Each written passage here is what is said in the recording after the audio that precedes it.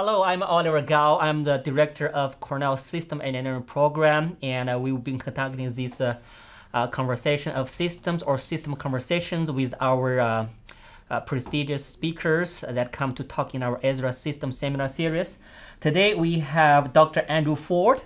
Andy is a professor emeritus at the School of Environment with Washington State University, where he served from 1992 to 2014. That's correct. Yes, and his previous appointments were in the Systems Management Department at the University of Southern California and the Energy Policy Group at the Los Alamos National Laboratory.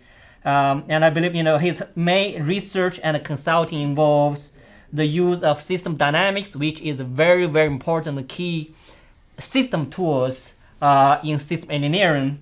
And especially he has been applying these tools in modeling and also in assisting the policy formulation in the energy industry. So Andy, thank you for visiting us. Welcome. So I know, I briefly introduced you, but I think looking back at your career, and it was really a wonderful career. You I think you went to many different places, and I think your study, your even training cross different disciplines. Would you like to start by introducing yourself more? Well, one interesting feature is I was able to do my doctorate at Dartmouth College. Mm-hmm. And I think from my visits to Cornell and Dartmouth seem similar in the quality of the students they attract and their willingness to try new things educationally. So the Dartmouth program was in public policy and technology, and that set the stage for the type of research I did. The other thing that, of course, helps all of us in academia is our sabbaticals. And my first sabbatical from Los Alamos was not with another laboratory. It was with the corporate planning department of the Pacific Gas and Electric Company.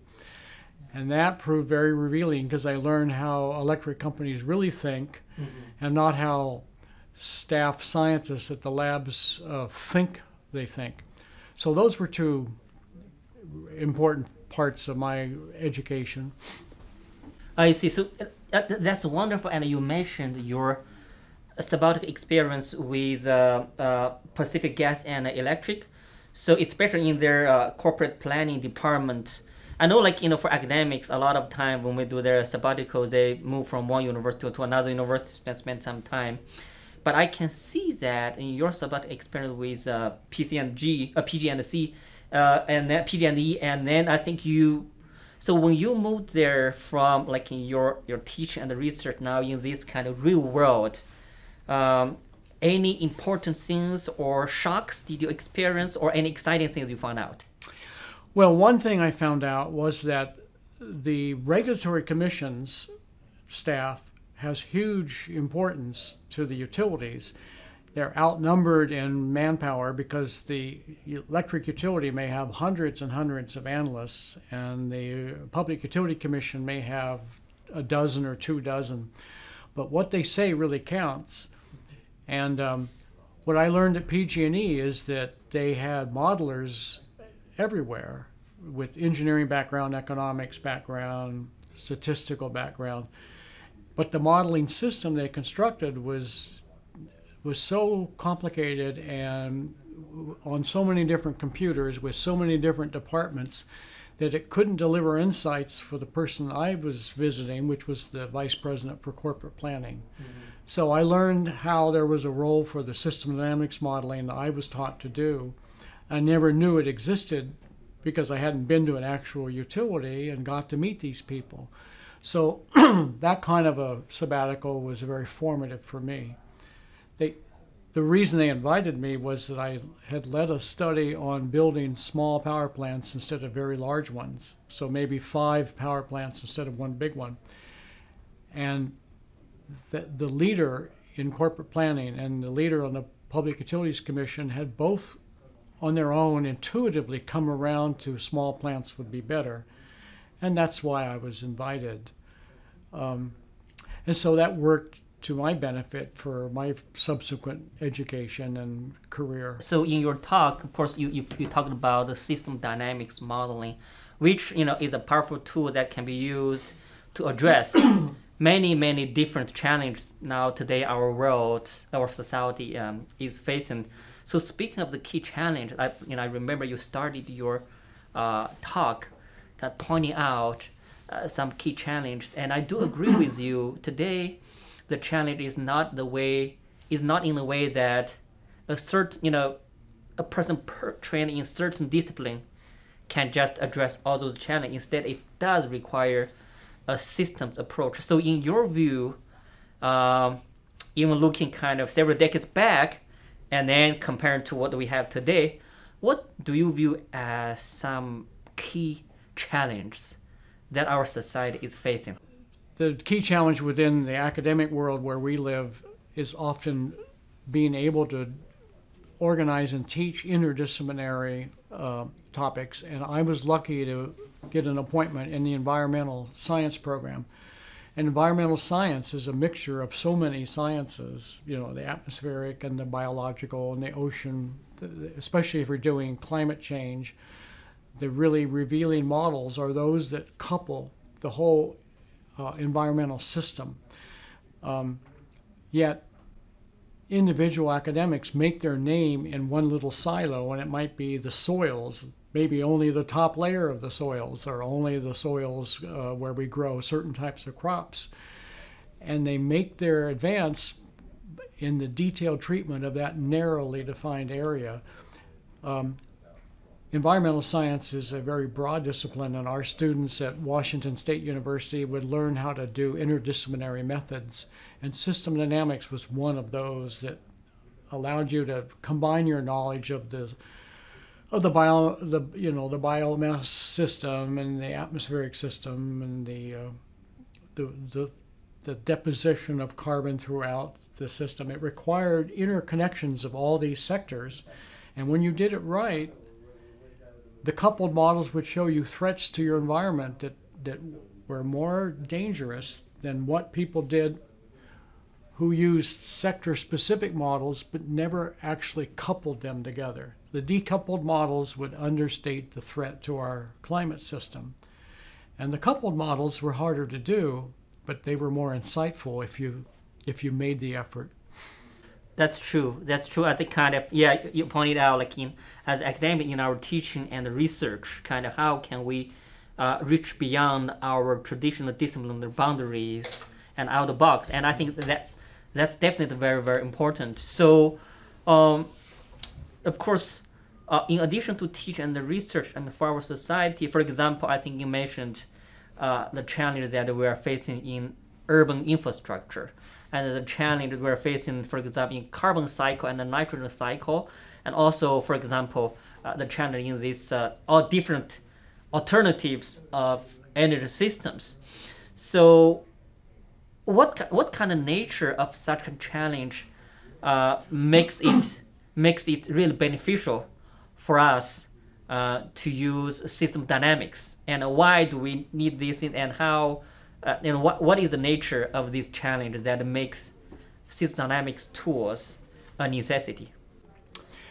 The system dynamics yields the most insights when you do have a major problem that's important, and so it gets a lot of attention from people from different disciplines. Mm-hmm. And what will happen is that everybody will have detailed studies of one part of the overall system, but they don't tie the interconnected pieces together except by guessing in their head, which is hard to do and subject to, I might just shape my conclusion this way because I'm getting my funding from this particular sponsor, or politically you're shaped by a particular party. What system dynamics contributes is interconnecting the pieces so that you can study them through simulation and test your policy proposals. And when I was a student, Forrester, who founded the field, J.W. Forrester, came to give a seminar at Dartmouth, and he said, pick the most important problems to study, because system dynamics will take a lot of training and effort, and you want to pick an important problem and do it well. Don't be tempted to search for an obscure corner that hasn't yet been studied on the basis that it's unique. If you do your work in this far off corner, you will be unique because no one else paid attention to it. That mechanism to get published, he said, shouldn't apply to system dynamics, because when we take the big problems and study them well and close the feedback loops and simulate the delays, what we do will be unique and insightful. And in my seminar, I kept referring to this as the blessing of system dynamics, is that we will make these insightful contributions and will often be the only person in the room who's making such a contribution. The curse of system dynamics is that the reason we're the only person in the room is it's not as widely taught as other methods. And there will be people in the room who will ask the question, if system dynamics is so good, why don't I know about it? And that question arises because the person went to a university that didn't happen to have courses and couldn't take training in system dynamics like Dartmouth offered for me and like you have a course here at Cornell, or he didn't go to MIT and take those courses. So you just missed the opportunity because your institution created silo courses that were separate from one another. And so the power of system dynamics is to take on the most serious problems and simulate them and take advantage of what everyone else has done and weave it together in a simulation model. And if you do it right, it'll be a blessing because you'll have insightful results that others haven't been able to reach. You just have to brace yourself for this curse, which is, how come I never heard of it? Mm-hmm. And it's just part of the subject because it's not a widely taught and widely practiced method. I agree with you. It's kind of really, especially for students and also for us, like a faculty, we really need to keep our mind open and really kind of maintaining a very inquisitive mind. And we'll think about, and also kind of keep getting out of the boundary, right? And looking at this kind of interdependency and interaction. So speaking of applying, I know I know of you because of your great work, and also you lead the real world work, user dynamics in the energy sector. Now, if you look back, would you like to kind of talk to us about, for example, give one or two very examples where you see really the power of system dynamics is very, very well reflected, and we can see the benefit. Do you have any examples in mind that you would like to share with us? Where the method has made its most substantial contributions initially were in construction management and project management. So this can often be in an engineering curriculum. And when I was at the systems management program at the University of Southern California, there was, would you be willing to teach our project management course? So I did a lot of reading, and so much of the work was on a perfect project using a so-called PERT chart to schedule everything, and showing how to keep the project on budget, on schedule. And yet almost all the projects have vast overruns on the cost, and the schedule runs out much longer than ever. And system dynamics demonstrated how this could happen and how it was that you could claim, I'm 90% done with the project, and from that point on, you would spend twice as much money as you predicted. So that was a major area of past success. The work I and others did in energy became an award-winning area after the project management. Mm-hmm. Currently, there is a lot of work in public health and a lot of advising on people on epidemic threats to our health that have changed their pattern. It used to be, it was dominated by epidemiology models where a plague or a fast-spreading disease like yellow fever would have fast dynamics. And now we have slow dynamics like the diabetes problem in our country that unfolds very slowly for individuals and for the country as a whole. And people are doing public health modeling that's been very successful. There's even work now on actual physiology, where people are getting inside the human body and talking about the medicines and The subject of pharmacokinetics is ideally suited for system dynamics when the prescription is to apply the drug in this dose and let it go through 3 intermediate organs before it reaches the target organ.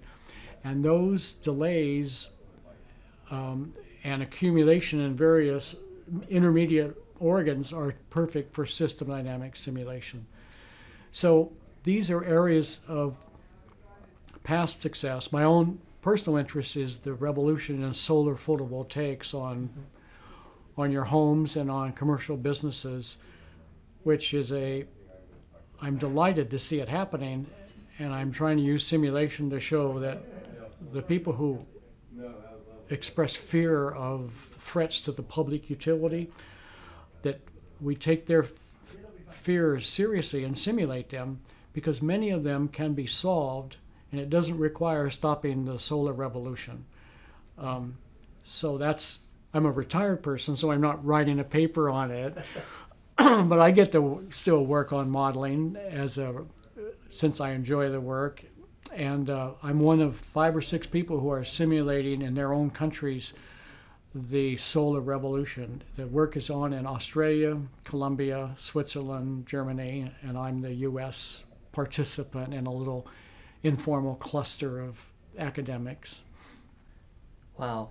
So with that, I think kind of you're right. You're right. Kind of not many places are offering this kind of training in system dynamics, and as a result, like not many people can really appreciate the power and the beauty of this system dynamics modeling. So as a result, for example, when you conduct the simulation, when you build your system dynamic model and you conduct the simulation by coupling all different systems together, and I believe most of the time you come out with conclusions and findings that not many people have expected or forecasted.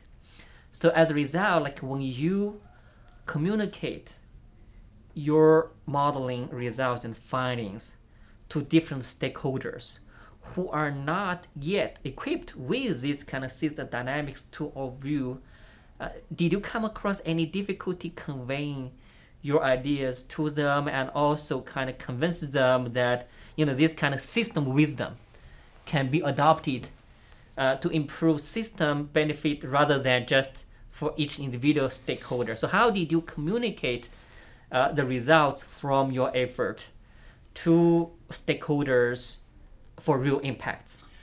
Well, the first thing I did was learn how to not be a student building a model for your thesis advisor and showing him or her the internal workings of the model. Here are the stocks and here are the flows, and here's my equation for this flow. That's what model builders share with one another. What I showed was the results of the model.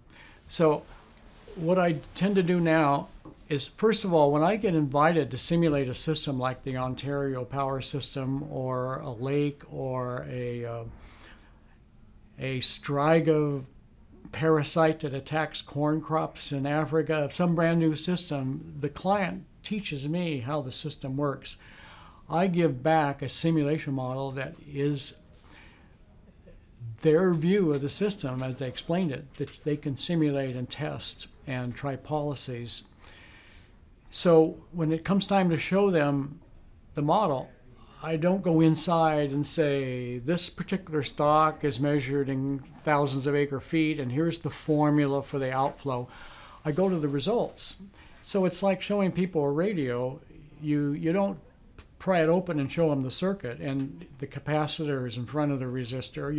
You just turn it on, and if you get good volume and good frequency selection and you can hear treble and bass, that's good. So I show results. Mm-hmm.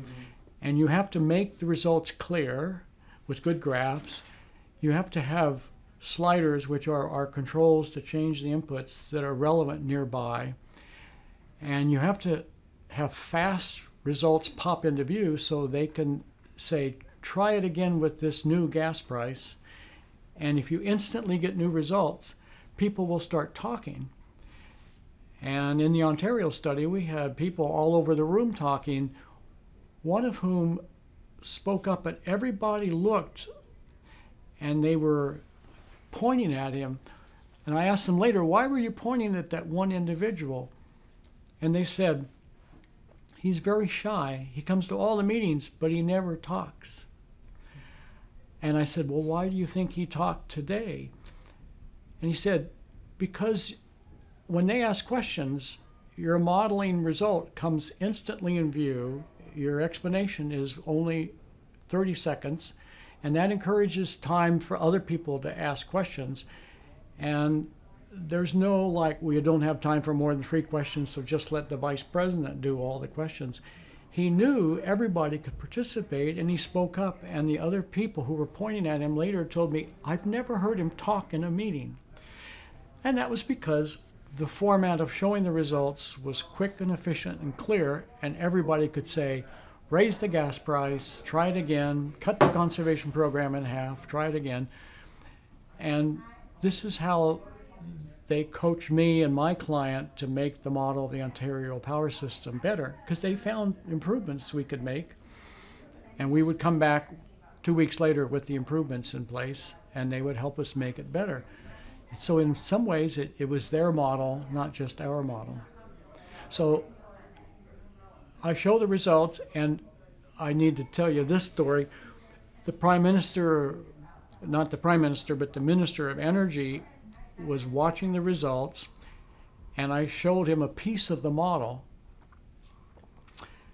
And it was a picture of where the energy goes when it's pumped down into a cavern, and it used our symbols for a rectangle for a stock of energy storage.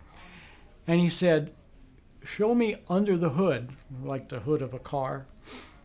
And the previous view was like driving the car with your speedometer and everything in view. And I said, I am under the hood. This is where I do all my work on the model. I change these equations. So if we need an improvement, this is like where I change the oil and change the tires. I am under the hood.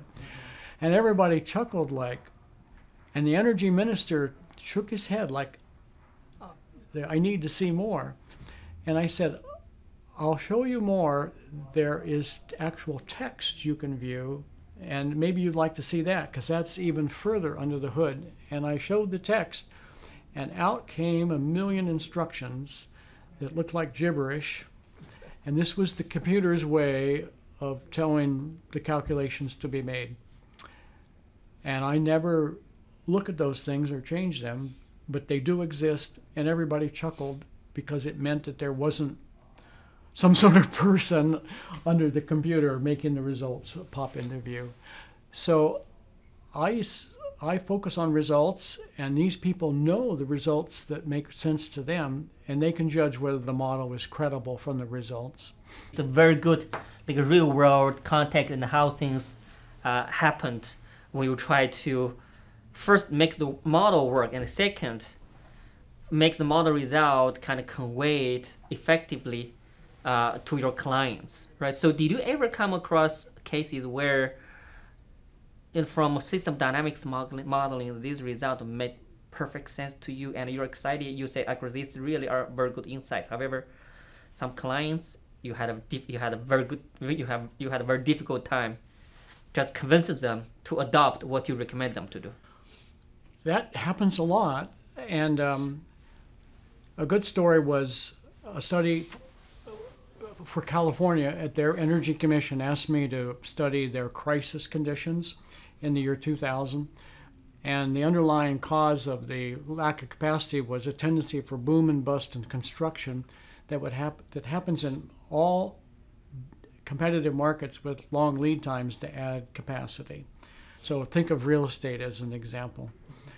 I built a model of the California market subject to their deregulation rules, and it created the boom and bust pattern where they underbuilt shortly after deregulation and then had a huge overbuilding boom.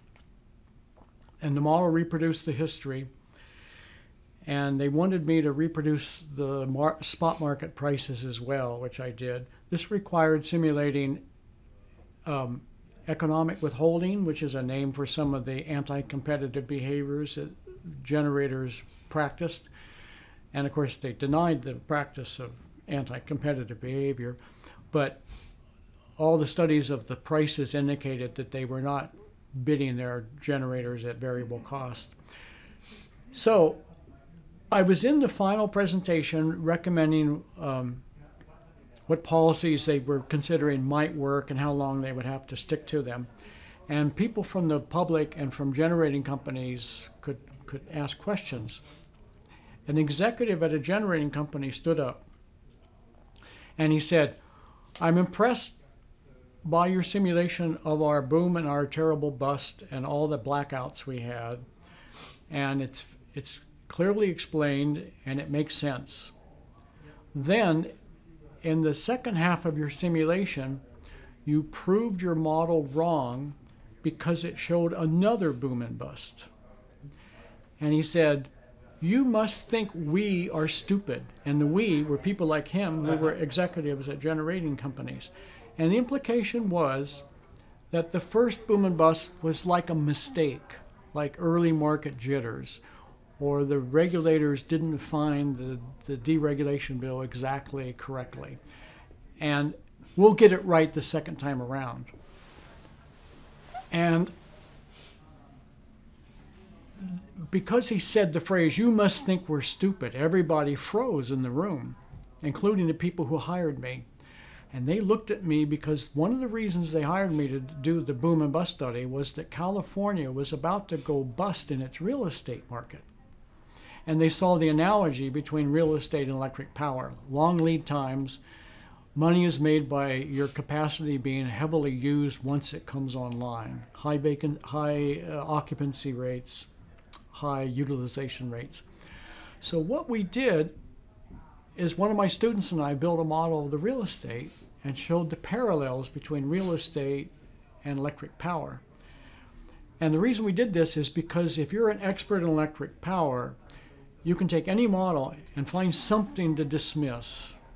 Oh, we use AC transmission, not DC in this section. So if you didn't get that right, you must be wrong. Well, he said, "You must think we're stupid." And I said, "I don't think you're stupid. Think of the people in real estate who get to the top of their company. They have to be smart to get to the top. And yet, for over 200 years, we have ongoing boom and bust in the real estate market. And those people aren't stupid. It's just their collective behavior and the delays they have to deal with end up causing the boom and bust pattern. And electric power has many similarities with real estate, so it is a logical thing you would expect to see." And the only reason that was available to me is that the people who asked me to do the work brought up real estate in a parenthetical question while we're sitting around talking, and someone said, "This sounds a lot like our real estate market." And I said, "Would you like me to simulate that to have a parallel?" And they said, "Sure, do that as well." So that is a way of dealing with people who can be highly critical of your model of their system. And that's, of course, having an analogous system where their criticism doesn't have they don't get into an argument about the other system because all their expertise lies in electric power and not in real estate. So that's one way to deal with that possible criticism. So what are the major elements and the steps in building system dynamic models? Like if we dive a little bit deeper into the methodology, kind of specific techniques of system dynamics. Well, I wrote the steps down in my textbook, and I should have brought it with me so you can get a picture. I made the steps with a mnemonic so my students could remember them. A, B, C, D. So A is for get acquainted with the problem. Mm-hmm. And you would talk to the client about what's the nature of their problem. And most companies I work for have lots of modelers. Do you have any existing models? And why don't you like your existing models? And it's not just get acquainted with the system. It's with some problem like boom and bust in construction is causing shortages and surpluses. And then B stands for be specific about the dynamic problem. Is it an oscillation that's too volatile? Is it growth? You wish the growth was more rapid? Or is it declining profits and you want to sustain the profits? And what we do to be specific is we ask them to draw a picture of the dynamic pattern. And I used to try to coach my client group into what the picture might be. It might be oscillations over 40 years, or it might be a daily oscillation that has to do with someone's illness. And what I've learned is to draw that picture is to invite everybody to draw the picture themselves and not talk to each other. And in a meeting, I was in one meeting with like 30 people who all wanted to model a river system in Oregon, and they all said they wanted to use system dynamics, and they were all worried about water quality. And it was big happy talk, we're all unified together. And I had them all draw a picture over time of the dynamic pattern, like rising water temperature that would endanger the fish. And I gave them total freedom on what time meant. Was it minutes, hours, years? And what was on the vertical axis could be water temperature, could be number of fish in the water. And since they all agreed with one another, I expected them all to come up with one picture. I got literally, there was about a dozen people presented their pictures. There was like 10 different pictures, totally different in what was being displayed. One person displayed sand accumulation on the sandbars. Another was the number of fish. Another was temperature of the reservoir. Another was temperature of the river where it's measured for EPA. Some people's time horizon was only 3 months. Others was 30 years. Totally different. So to be specific, you have to pick one of these pictures as a target for the modeling. Yeah, I think in this one, be specific in this second step, right? I think if we want also, a lot of time when we do the simulation, building the model, of course, we want the model to be high fidelity. However, higher fidelity means more data needs and more work. So how do you balance out, right, kind of fidelity versus, resolution versus workability? For a quality model, you have to have a practical purpose for the model. So high fidelity usually means adding more details to get a more precise estimate of one or two variables that someone may think are important, perhaps because they spend their research effort on that particular piece of the system. The key is the policy that's going to be tested.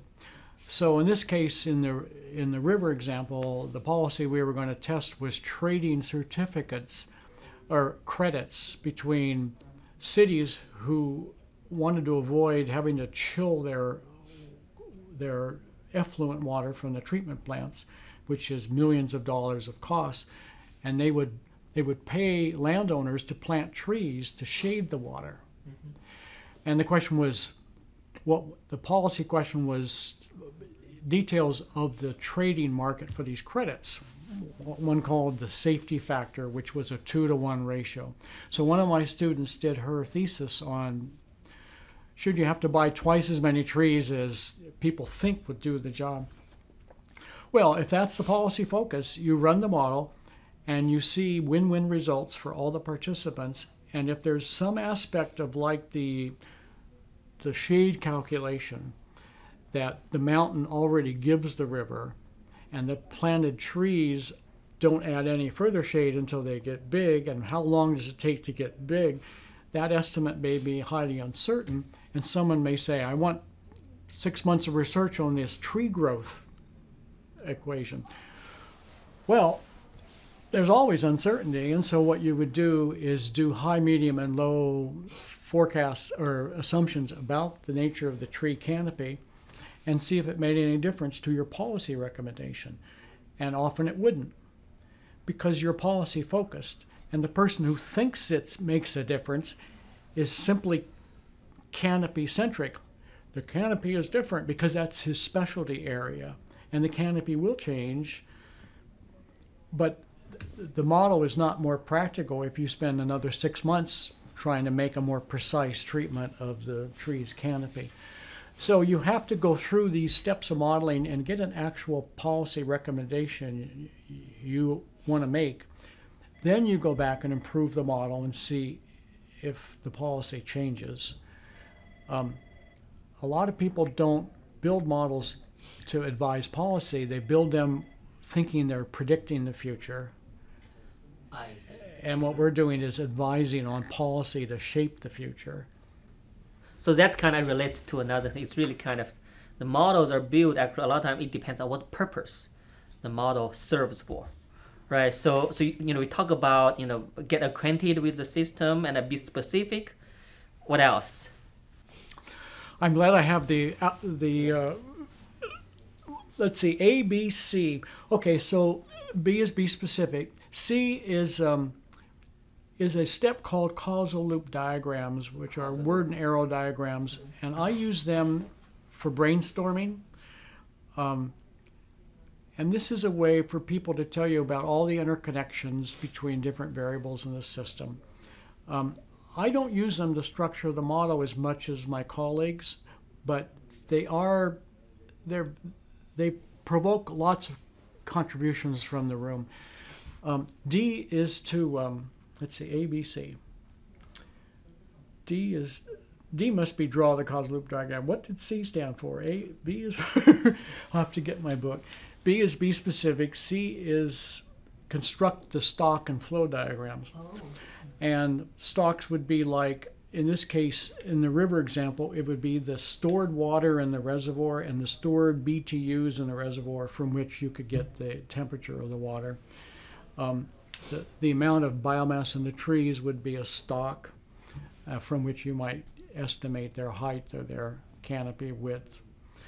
In the example today, the main stock was water in a lake, monolake. So you draw the stocks and the flows. And then people like to draw causal loop diagrams to reveal feedback loops. That's right. E stands for estimate the parameters in the model. And I get most of the parameter estimates by talking to people who know for example, the evaporation rate in Mono Lake is well measured by PAN studies. They tell me the evaporation rate. They've measured the flow into the lake from gauge streams. And some parameters are highly uncertain and people don't have studies. And I will use expert opinion, including my own, where I just guess. And the premise is, if your guess is better than 0, take a guess. And later you can test the sensitivity of your findings to the number that you guesstimated. A, B, C, D, E. Then jump to RST. R is run the model. And if someone gave you a target pattern that was a 30-year pattern and it showed oscillations, you're trying to reproduce that pattern. We call it the reference mode. Reference mode. And it sounds like you're cheating because if you knew that pattern before you started, you're not predicting the future. And of course we say, oh, I know we're not. We don't believe in predicting the future. We believe in shaping it and coaxing it away from the problematic pattern. So R is run the model. S stands for sensitivity testing, where you change the uncertain inputs. I usually start by one at a time changes. Then people will suggest change these two. And for thorough detailed testing, we can use what's called Latin hypercube sampling, where you test all the uncertain parameters in a well-designed sample. Yeah, the crust, yeah. Covers the whole input space in a way that's statistically efficient. Mm-hmm. And when you've tested this sensitivity, you culminate with policy testing, and you try to find a policy that improves the system. And in most of my studies, a policy will have good impacts for what the client wanted to achieve, but may have adverse impacts for a different group off to the side. And now you have this whose values are more important discussion. I've used behavioral decision analysis methods to quantify people's values, but like multi-attribute utility measurement methods. what I prefer to do these days is, if one group is harmed and the main group is benefited, what can I do to try to eliminate the harm to the side group? And I'm doing that currently in work on photovoltaics and solar rooftop. And that way, you don't have a win-lose situation. If all the stakeholders can have their situation improved, policymaking will be easier. Looking at your career and the impact you have brought to the whole world, of course you had that very nice book like Modeling the Environmental Systems. That's definitely, I think, it's not only kind of the researchers can refer to the future generations of the students that can benefit. So now, if you, based on your experience, if I ask you to say something to our graduate students here in system engineering, what would you say to them? Like, here at Cornell, our system program, we now have one master degree program, and also last year we started our PhD in systems. And I don't know if people have told you that we call our program PhD in system, not PhD in systems engineering. We dropped the word engineering. So what would you say to our students, PhD in systems as well as masters in systems? I think the masters, we have both masters and doctoral students at Washington State University. But are they in systems, or are they just in traditional environmental? It's environmental, but because it's heavily interdisciplinary and they take system dynamics modeling, they learn that they can build models that are interdisciplinary as well. And it's a systems approach. When I was taught it at Dartmouth, they didn't call it systems, they called it public policy and technology. And the technology was pleasing to the engineers, and the public policy was pleasing to people with a wider interest. They could have called it public policy, systems, and technology, and it would have been more descriptive of us using system dynamics. When I was in engineering, when I did my undergraduate studies in engineering, the pathway was an engineering degree, so maybe you became a chemical engineer, and then you went and got a master's in business administration, so you would know the engineering of the facility and you'd be in a top position to manage it. And that was the pathway to have power and use your wisdom properly. And what I learned from Dartmouth and my own teaching was that the environmental students will have a wider view of their own knowledge of the environment and of business, where the business leaders may be polluting the environment. And in the ensuing debate, the environmentalists will say the ecosystem is threatened. The business leaders will hire some experts of their own and say, oh no, your work is out of date, you don't use the latest data, and if you get this regulation imposed, we're going to go bankrupt and people will lose their jobs. And in the ensuing arguments, the environmental group defends the environment but doesn't touch the business person's view of his company because he's an expert. And what I have my students learn is modeling of business systems that go awry, like oscillatory behavior in real estate. We actually simulate the real estate cycle. Or some of them real estate simulate the oscillatory pattern in the hog production cycle for pork. And they learn that the business leaders are doing the best they can, but they may be getting things wrong as well. So these are the benefit for environmental science students. As far as your own engineers, the most receptive other department to this at my university was not the economics faculty, not the anthropology faculty, it was the environmental engineers. And I believe it's because the analytical background that engineers have is sympathetic with system dynamics model formulation, the stocks, flows, numerical integration. So when we created a new IGERT program to train fellows on the nitrogen challenge, the environmental engineers said, make the course in system dynamics the first one people would take, because they would see modeling that was highly analytical, which they thought they were good at, but when they did modeling, it was in some narrow silo. And here it was being used in a very broad way to shape policies about a system, not just say the pollution that's in the atmosphere is going to go to the right instead of the left because of the wind and the pressure. It was policies like our carbon market proposals. And it suddenly broadened their horizons rapidly with them willingly go along, because the starting point was a familiar thing to them because they were engineers and they were taught to be analytical by all their previous professors. They just never saw the analysis applied in a very interdisciplinary policy-oriented way.